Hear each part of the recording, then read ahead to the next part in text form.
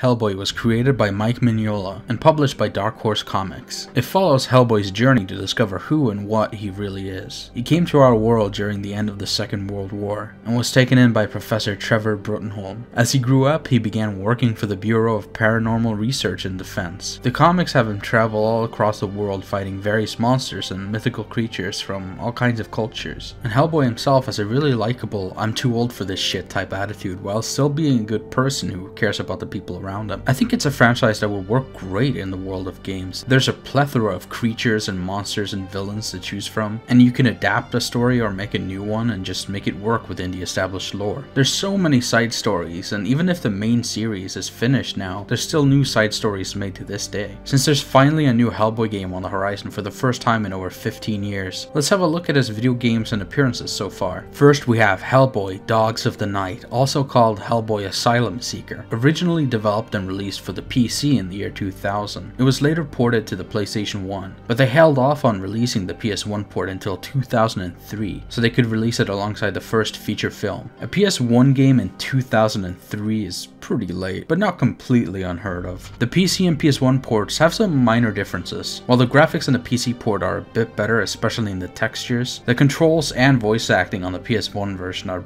way better for sure. But man, does the PS1 version have a fuckload of loading screens all the damn time. The game starts with a really goofy FMV intro where some old guy is talking about some kind of prophecy, and the lip sync is just, I mean, it's not even synced at all, it just looks kind of silly. And then we see Hellboy and a BPRD agent named Sarah walking into a cemetery. Here's the PC version of the cutscene so you can hear how much worse the game's voice acting is. It's been 17 hours since Peter last checked in. Yeah, that's not like Peter. Something has to be wrong. Well, are you coming with me? You go on ahead. I'm gonna take a look around here. This looks like Peter's lighter. And here's the PS1 version for comparison. It's been 72 hours since Peter disappeared. I just hope we can find him in one piece. Well, are you going to join me? You go ahead. I'm gonna take a look around here.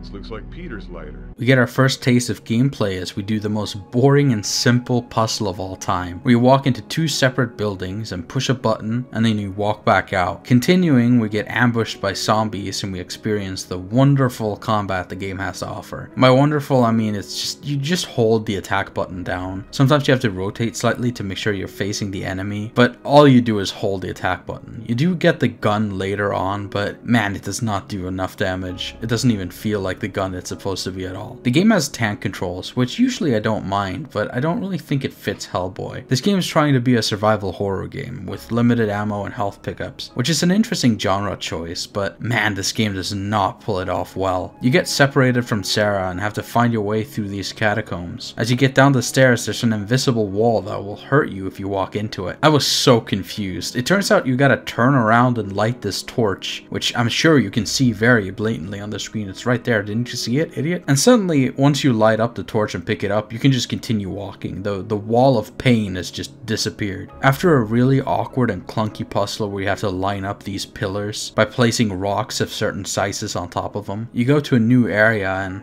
I can put the torch here? Okay, so there's a second spot for a torch, so I gotta go back and, oh right, it's right here, but I can't carry the torches at the same time. So loading screen, back to the door, put down the torch, go back, loading screen, grab the other loading screen, put the torch on the other side, open the door, loading screen. Fun gameplay cycle, huh? Eventually you get to a church and after talking to a ghost you fight this goofy demon dog thing. This combat is just so shit. I mean, look at this. So moving to a new area and this happens.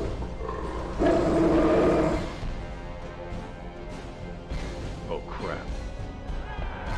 Oh.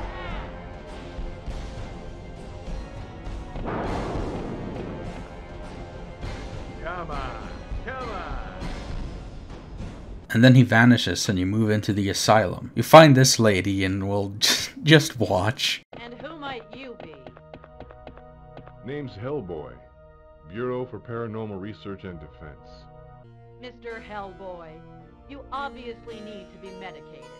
And give me that gun before you hurt somebody. That's okay. I'll hang on to it. Hey, watch it with that thing, lady. Take one step, freak, and I'll fry you.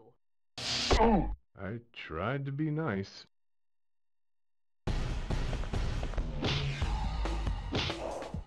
Then you beat the shit out of her and... You let me down!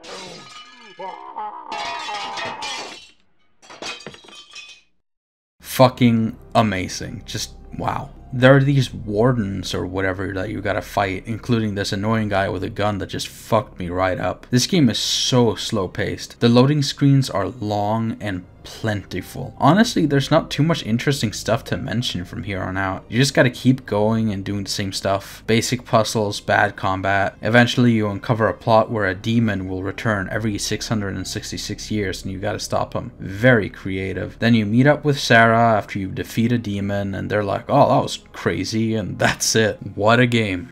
Then a couple of years later we got Hellboy, The Science of Evil, released for the PlayStation 3 and Xbox 360 as well as the PSP. This game is a tie-in with a movie series. The films have a very different tone to the comics and Hellboy himself acts pretty differently. I do enjoy the movies, but I way prefer the tone that the comics has. But anyways, this game is pretty mediocre. There's some fun dialogue here that fits the franchise well, and I know some people like this game a lot, calling it a fun beat 'em up. I'm sorry to say, I just did not like it at all. Like, holy shit was it boring. I played it for 30 minutes and just gave up. The gameplay is so damn stiff, and I didn't get any satisfaction out of beating the enemies. The amount of times I had to mash square to knock down doors or open coffins was just silly. It's hard to describe, but a good beat 'em up flows well. The combat should almost be like a simplified fighting game. Make it fun to string together combos and knock enemies around, or make it feel really punchy and weighty. This game does neither. It just feels really hollow and stiff and janky. There's also these enemies that will climb onto your back and you have to press the right trigger and then the square button to pull them off, and I just got really annoyed with it. And every time you pick up an enemy to throw them around, Hellboy just stops and then won't do anything until you throw them away, and it just completely breaks the flow. It just feels really awkward and it adds to the stiffness. This game keeps making you defeat all the enemies in an area, and I know that's what beat 'em ups do, but if the combat isn't fun, everything falls apart very quickly. Seriously, this game keeps being like, oh, there's a ghost door here, there's a fucking ghost wall, you gotta kill all the enemies for the ghost wall to go away. This is the weirdest shit I've ever heard. I kept clearing areas and thinking, surely this is the end of the stage. I mean, look at all these wolves and all, and nope, here's another area where I gotta defeat enemies, and then oh, here's another one and it's even bigger than the last one, and it just keeps going. It's so boring. The game seems to take about 4 hours to beat, judging by the length of the long plays that I could find on YouTube, and it also ends really abruptly. There's a boss fight, you get thrown into the water, it cuts to black and it says, "The end?" ?